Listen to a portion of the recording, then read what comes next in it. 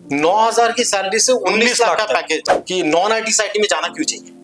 Non IT and IT domain में इतना salary का अंतर क्यों हो जाता है कि एआई अगर आ रहा है तो फिर हमारा जॉब जाने वाला है? कोई बच्चा अगर नॉन आईटी टेक बैकग्राउंड वाला है, मतलब जिसने बीए का पढ़ाई किया है, बीकॉम का पढ़ाई किया है, ये लोग अगर आईटी में जाना चाहता है तो फिर उसको कौन सा ऐसा स्टेप है जिसको फॉलो करके उसको आगे बढ़ना चाहिए? हेलो फ्रेंड्स, आज हमारे साथ है सूरज।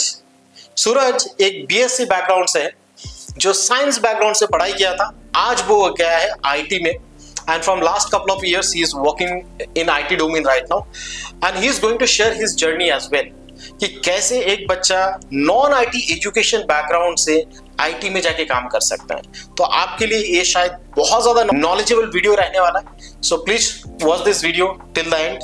We are going to talk with mister Suraj. So Suraj sir, thank you so much for joining this session, and I believe हमारे ऑडियंस को आज बहुत सारे नॉलेज मिलेगा आपसे कि कैसे एक साइंस बैकग्राउंड का बच्चा आईटी में जाके जॉब कर सकता है। उसकी लाइफ प्रूफ आप ही हो। तो सबसे पहले मैं चाहूंगा आप अपने एक इंट्रोडक्शंस दो हमारे ऑडियंस के लिए।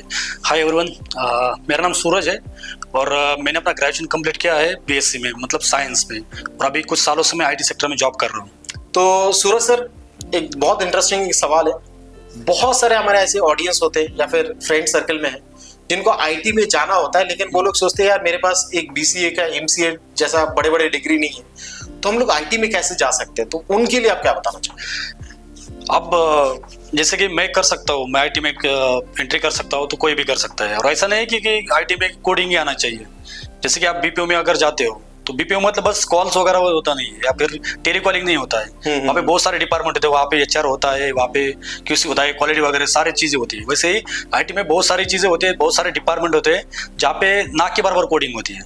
अच्छा, मतलब जैसे बीपीओ में सिर्फ कॉल सेंटर, मतलब यस, कस्टमर के साथ बात करना नहीं होता है, इसके अलावा भी एचआर, एडमिन, क्वालिटी, ट्रेनिंग, बहुत सारे लोग होते हैं। वैसे ही आईटी में भी होता है, आईटी में भी बहुत सारे होता है डिपार्टमेंट होते हैं जहाँ पर ना के बराबर कोडिंग, जैसे मैं बोला कि ना के बराबर कोडिंग होती है, वहाँ पे आप कर सकते हो वहाँ पे। ओके। और वहाँ पे डरने की चीज नहीं कि मुझे कोडिंग नहीं आती है। बिना कोडिंग के भी आप आईटी में एंटर कर सकते हो। लेकिन जैसे हम लोग आईटी की बात करते हैं ना Suraj sir, most of the time पे हमारे दिमाग में ऐसा थॉट आ जाता है, जब जैसे आईटी मतलब coding, black screen, letters are dancing like this, right?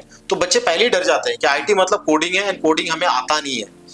तो ये जो फियर फैक्टर होता है, इसके लिए सबसे इंपॉर्टेंट क्या चीज होता है कि इससे हम लोग कैसे बाहर आए? या फिर एक तो आईटी सेक्टर को समझने की जरूरत है। मतलब हमारा माइंडसेट ऐसा हुआ है ना कि हमें लगता है कि आईटी मतलब बस कोडिंग ही है। हाँ। कोडिंग नहीं होता है वहाँ पे। ओके। बहुत सारी चीजें ऐसी होती है, जैसे रिपोर्ट बनाना, या फिर आप पावर बीआई ले लो।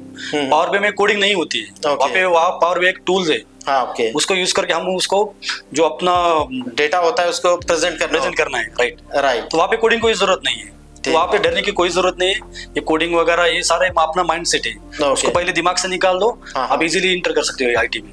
Okay, fine. एंड कोई बच्चा अगर नॉन आईटी टेक बैकग्राउंड वाला है, मतलब जिसने बीए का पढ़ाई किया है, बीकॉम का पढ़ाई किया है, ये लोग अगर आईटी में जाना चाहता है तो फिर उसको कौन सा ऐसा स्टेप है जिसको फॉलो करके उसको आगे बढ़ना चाहिए? तो आप अगर देखोगे तो पहले 15-20 साल पहले ऐसे होता था कि आईटी बैकग्राउंड का बंदा या आईटी बैकग्राउंड में जा सकता था, या फिर कॉमर्स का बंदा बैंकिंग में जा सकता था। ठीक है, अब ऐसा कोई क्राइटेरिया नहीं। मैं खुद का एक्सपीरियंस बताता हूँ कि जब मैंने इंटरव्यू दिया था, मुझे किसी ने नहीं पूछा कि आपका बैकग्राउंड क्या है। ओके। मुझे बस पूछा गया कि आपके पास स्किल है, आपके पास नॉलेज है। उसके बेसिस में मुझे हायर किया था। ओके। तो ऐसी कोई जरूरत नहीं है, कोई भी बंदा यहाँ इंटर कर सकता है आईटी में। ओके। और कोडिंग वगैरह आपको अगर सीखना है, ये तो आपके लिए बेनिफिट रहेगा। अगर आप कोडिंग सीखते हो, आपको ग्रोथ चाहिए तो आप कोडिंग सीख सकते हो। पहले आपको स्टार्ट में आपको क्या करना पड़ेगा, आपका नॉलेज गेन करना पड़ेगा, आपके जो स्किल सेट है उसको बढ़ाना पड़ेगा।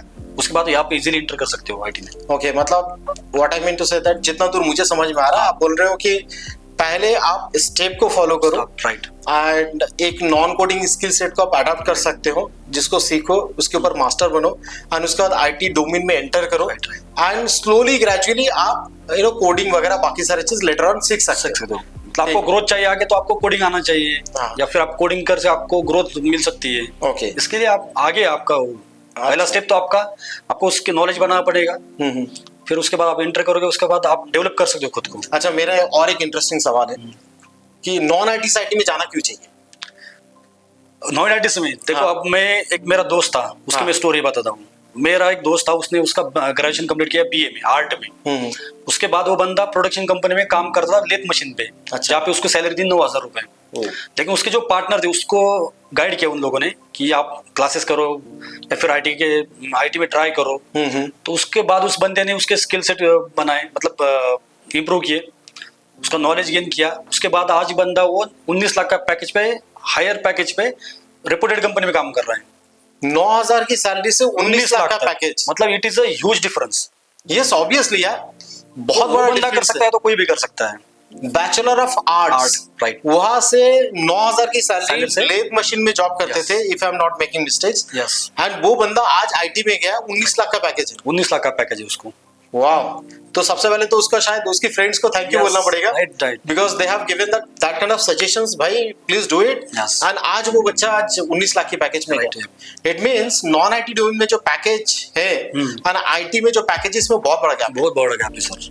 ठीक है, जिसको लाइफ अपनी सुधारनी है या फिर इम्प्रूव करनी है, वो आईटी में जाए, हायर पैकेज पे काम करे, उसकी लाइफ सेट हो जाएगी। Okay, so that's very important. Yes, तो सूरज सर एक बात बताइए, non IT and IT domain में इतना सैलरी का अंतर क्यों हो जाता है? okay. इसमें दो चीजें होती है सर। एक होता है स्किल सेट, हाँ, और दूसरा होता है कि जो इजीली मैन पावर मिलते हैं, जो कि होता है कि जेनरिक जॉब प्रोफाइल।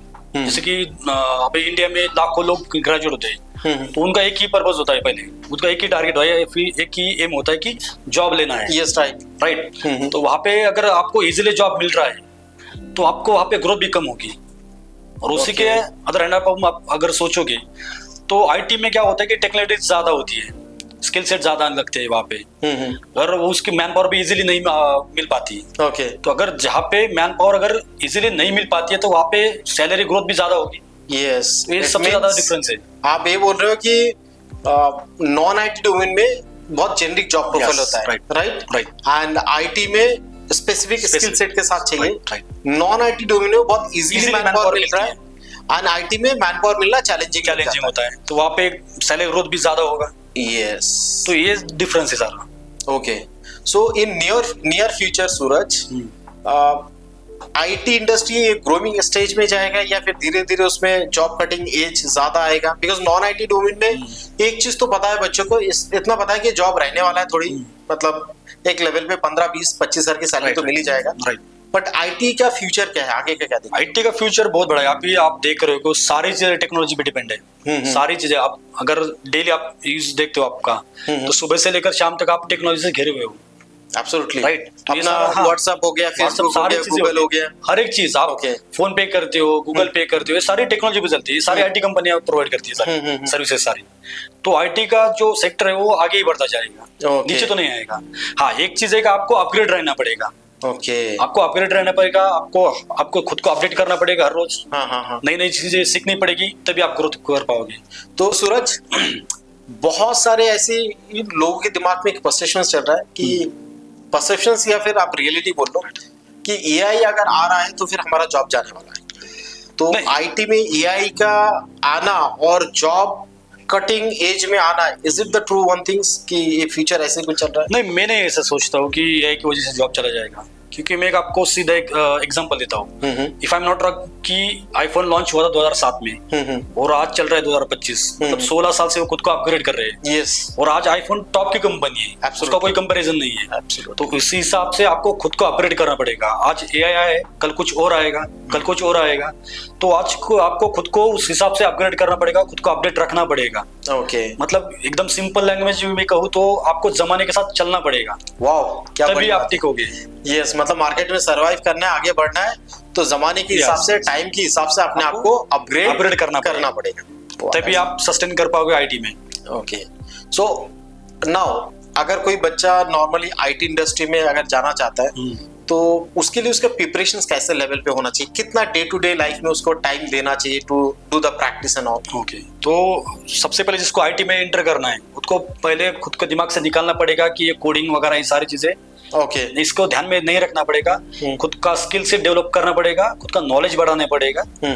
और ऐसा नहीं कि आप 12 घंटे स्टडी करो या फिर 6 घंटे स्टडी करो। आप अगर दिन में 2-3 घंटे भी स्टडी करोगे तो आप इजीली इंटरव्यू क्रैक कर सकते हो। ओके, ऐसा माइंड सेट निकाल दो कि मुझे 12 घंटे स्टडी करना है। ये कोई कॉम्पिटिटिव एग्जाम नहीं है, ओके। कि 12 घंटे एग्जाम करना है या फिर यूपीएससी नहीं है 12-13 घंटे स्टडी करो, ये नहीं करना है आपको। 2-3 घंटे भी आप एकदम ऑनेस्टली प्रैक्टिस करोगे, डेडिकेशन करोगे, तो आप इजीली क्रैक कर सकते हैं इंटरव्यू। मतलब आप बोलना चाहते हैं कि क्वालिटी टाइम देना है rather than number of hours, कि 12 घंटा 14 घंटा ये मैटर नहीं करता, 2 से 3 घंटा भी अगर दे रहे हो ऑनेस्टली देना है बस। हाँ, मतलब मोबाइल फोन को दूर रखो, वो इंस्टाग्राम से दूर सारी रहो, चीजें साइड में रखो, उसी पे फोकस करो। हाँ हाँ फुल एफर्ट लगाओ उसके लिए। 2-3 घंटा भी दोगे तो आपका इजीली 3 से 4 महीने में हो जाएगा आपका इंटरव्यू क्रैक। वाह, मतलब 3 से 4 महीना क्या एक टाइमलाइन। मेरे बारे में मैं अगर बताऊँ तो मैं सुबह 2 घंटे प्रैक्टिस करता था और शाम को 2 घंटे प्रैक्टिस करता था। ओके, तो 3, साढ़े 3, 4 महीने में मेरा इंटरव्यू क्रैक हो गया, जॉब मिल गया। आज कुछ सालों से मैं कर रहा हूँ, आईटी में जॉब कर रहा हूँ। Okay, that's very good. तो सूरज, और एक चीज है, नॉर्मली अगर आईटी में कोई बच्चा एंट्री करता है तो आपने बताया 3 से 4 महीने टाइम लगता है। दैट्स आई बिलीव सो, ये बहुत मोटिवेट करेगा लोगों को कि हाँ, इतना शॉर्ट एंड स्वीट टाइमिंग में दिन में अगर 2 से 3 घंटा अपने अगर इन्वेस्ट करते हो तो नॉन आईटी से आईटी में स्विच कर सकते हो या फिर तैयारी कर सकते हो आईटी में जाने के लिए। तो आईटी में अगर जाते हैं तो इनका फाइनेंशियल ग्रोथ कैसा होता है, मतलब in terms of salary growth, salary कितनी में से शुरुआत होता है, ये अगर थोड़ा सा इनसाइट्स। तो ये सैलरी वगैरह है ना, ये सब डिपेंड होता है आपके स्किल पे, आप पे नॉलेज पे। जैसे कि आपके पास स्किल सेट अच्छा है जो आप कंपनी के रिक्वायरमेंट फुलफिल कर सकते हो, एंड आई बिलीव सो उसके साथ में नेगोशिएशन होता है yes. वो तो सबसे बड़ी चीज है, नेगोशिएट करना पड़ता है। अगर आपके पास स्किल सेट है, नॉलेज है, तो आपको डिपेंड करता है सैलरी ग्रोथ आपके नॉलेज पे। ओके, मतलब ऐसा स्पेसिफिक नहीं बता सकता कि मैं इतना होता है, लेकिन आपके पास अगर स्किल सेट है तो आप 20-25 लाख या फिर 17-16 लाख। मैंने ऐसा बहुत सारे बच्चों को देखा है सूरज, जिनका प्रीवियस पैकेज शायद 4-5 लाख का था, बाद में उसको 10-12 लाख का पैकेज मिला है, 13 लाख का पैकेज होता है सर। मैंने आपको एग्जांपल दिया ना, जो मेरा दोस्त था 9,000 की सैलरी से 19 लाख की salary. Wow, it is huge difference. Yes, right, absolutely, you said very. अगर वो कर सकता है तो कोई भी कर सकता है, लेकिन उसने क्या किया, उसका स्किल से डेवलप किया, उसने नॉलेज गेन किया, अपडेट रखा खुद को, या फिर अपग्रेड रखा, उसके बाद उसको जाकर 19 लाख का पैकेज मिला है।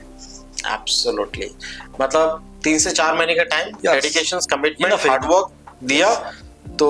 लेकिन जो भी आप टाइम दोगे वो आपको ऑनेस्टी के साथ देना पड़ेगा। ओके, फाइन, तभी आप कर सकते हो। ठीक है, चलेगा। सो सूरज, एक सवाल लास्ट में एक है कि करियर का रोड मैप या फिर प्लानिंग कैसा होना चाहिए? करियर का रोड मैप सर डिपेंड होता है आपके 2 चीजों पे। एक होता है आपका स्किल सेट और एक होता है आपका फाइनेंशियल ग्रोथ। ओके, अगर आपके पास स्किल सेट है, आपको लगता है कि मार्केट वैल्यू के हिसाब से मुझे वो सैलरी नहीं दे पा रहे, तो आप you can switch your company. Okay, तो आप डायरेक्टली सजेस्ट कर रहे हो कि अगर मार्केट वैल्यू अगर आपके पास स्किल सेट है यार, आपको उसके हिसाब से पैसे नहीं मिल रहे या फिर सैलरी नहीं मिल रही है, तो आप चेंज कर सकते हो। तो उसके हिसाब से आपको ग्रोथ नहीं मिलेगी। आपको इसके लिए आपको मार्केट वैल्यू चेक करना पड़ेगा। ओके, अगर आप लॉयल हो, एक ही कंपनी में 10 साल काम कर रहे हो और आपका स्किल सेट अच्छा है और आपको उस हिसाब से आपको सैलरी नहीं मिल रही है, तो मैं तो सजेस्ट करूंगा कि आप कंपनी चेंज करो।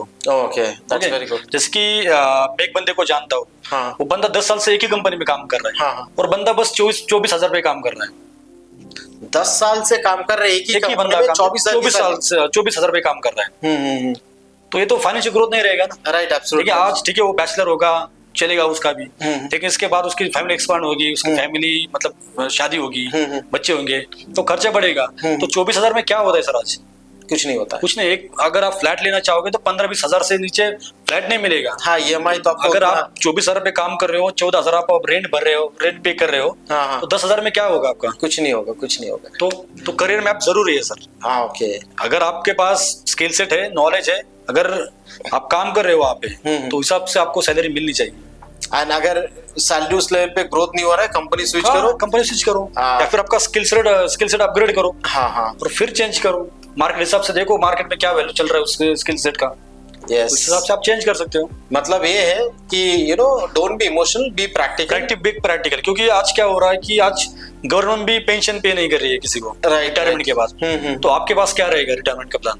कुछ भी तो नहीं। कुछ भी नहीं यार, आप तो प्राइवेट जॉब में हो। यस, प्राइवेट जॉब में हो, एंड प्राइवेट पे आप काम करो, कैसे चलेगा आगे? Right, absolutely. दूसरी चीज ये भी है कि आप अगर आपको फाइनेंशियल ग्रोथ चाहिए, तो आज हर 3-4 महीने आप कंपनी चेंज करोगे, वो भी आपके लॉयल्टी पे क्वेश्चन मार्क आएगा। तो इसके लिए एक कंपनी में रहना भी जरूरी है, लेकिन साथ में फाइनेंशियल प्लानिंग को साथ आपको में मार्केट वैल्यू चेक करना पड़ेगा, आपका स्किल सेट चेक करना पड़ेगा, अपडेट रहना पड़ेगा। ये एक स्किल मतलब करियर का रोड मैप है। Okay, that's very good. चलो, so thank you so much Suraj for joining with us and I believe so हमारे ऑडियंस को बहुत अच्छा एक insights मिला होगा। Now इस तरह का करियर रिलेटेड इंफॉर्मेशंस के लिए, टिप्स के लिए आप सब्सक्राइब कर सकते हो हमारे यूट्यूब चैनल को। अगर आप फेसबुक में वीडियो देख रहे हो तो follow us and share with your friends those who are looking for career related tips.